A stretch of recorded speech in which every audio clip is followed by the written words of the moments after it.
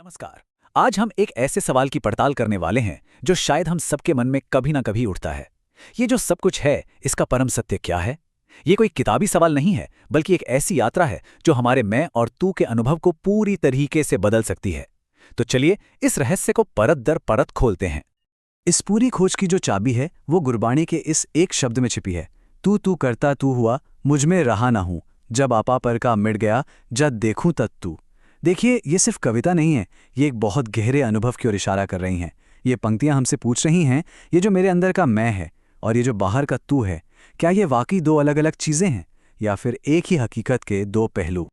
अच्छा, तो इस एक मंजिल तक पहुंचने के लिए ना इतिहास में कई रास्ते बताए गए हैं। हम यहाँ पर मोटे मोटे तौर पर 3 आध्यात्मिक नजरियों को देखेंगे।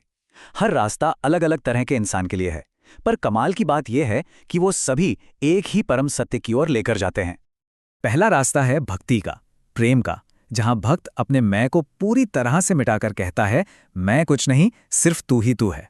दूसरा रास्ता है ज्ञान का, जहां साधक खुद की खोज करके इस नतीजे पर पहुंचता है कि सिर्फ मैं ही मैं हूं, मतलब ये जो चेतना है बस वही एकमात्र सच है। और एक तीसरा रास्ता है जो इन दोनों से भी आगे जाता है, एक ऐसी अवस्था में जहां ना मैं बचता है ना तू। भले ही ये रास्ते अलग अलग दिखते हों, पर ये सभी हमें एक ही बुनियादी सवाल पर वापस ले आते हैं, आखिर ये मैं और तू का चक्कर है क्या? चलिए अब अपनी एक सबसे गहरी मान्यता पर सवाल उठाते हैं। हम सब यही मानकर जीते हैं कि एक मैं है जो इस दुनिया को देख रहा है, मतलब देखने वाला अलग है और दुनिया अलग। पर क्या ये सच है? क्या मैं और तू के बीच में सच में कोई दीवार है? फिलॉसफी की भाषा में इस मैं को कहते हैं सब्जेक्ट, यानी वो चेतना जो अनुभव कर रही है, और तू है ऑब्जेक्ट, यानी ये पूरी दुनिया, लोग, आवाजें जिन्हें अनुभव किया जा रहा है। जैसे सुनने वाला मैं है और जो आवाज सुनाई दे रही है वो तू है। पर मेरा सवाल ये है, क्या ये दोनों एक दूसरे के बिना हो सकते हैं? जरा सोचकर देखिए, अगर कोई आवाज ही ना हो तो सुनने वाले का क्या मतलब? और अगर कोई सुनने वाला ही ना हो तो क्या किसी आवाज का कोई अस्तित्व है? नहीं, बिल्कुल नहीं। ये दोनों तो हमेशा एक साथ ही पैदा होते हैं, एक ही सिक्के के दो पहलू की तरह। हम दिमाग में भले ही इन्हें अलग अलग कर लें, पर हकीकत में ये एक हैं। इन्हें अलग किया ही नहीं जा सकता। ठीक है, अगर मैं और तू की ये एकता समझ आती है तो अब अपने सबसे बड़े डर की बात करते हैं, जीवन और मृत्यु। पर क्या हो अगर इसके बारे में हमारी पूरी की पूरी समझ ही उल्टी हो? क्या हो अगर जिसे हम जिंदगी समझ रहे हो वो कुछ और ही हो? इस सवाल को थोड़ा और गहरा करते हैं।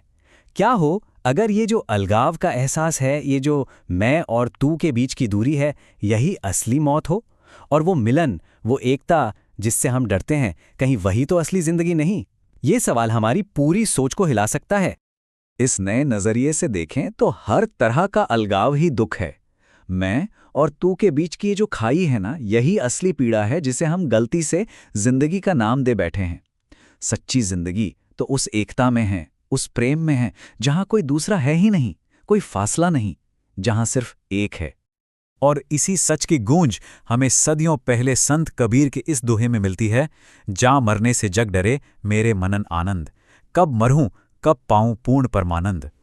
अब जाहिर है कबीर यहां शरीर के मरने की बात नहीं कर रहे, वो तो उस झूठे मैं, उस अहंकार के मरने का जश्न मना रहे हैं, वही अहंकार जो हमें उस परम आनंद से दूर रखता है। तो फिर अगर ये मैं और तू, जीवन और मृत्यु, ये सब बदलती हुई धारणाएं हैं, तो फिर वो क्या है जो कभी नहीं बदलता? वो क्या है जो इन सब के पीछे हमेशा एक जैसा रहता है?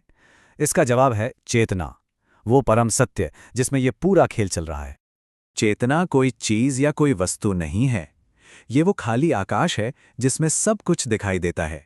ये अनंत है और हमेशा मौजूद है। ये अस्तित्व का कोई गुण नहीं है, बल्कि अस्तित्व का स्वभाव ही चेतना है। जैसे आग का स्वभाव गर्मी है, पानी का स्वभाव गीलापन है, वैसे ही होने का, एग्जिस्ट करने का स्वभाव ही चेतना है। इसे अपने रोज के अनुभव में देखिए।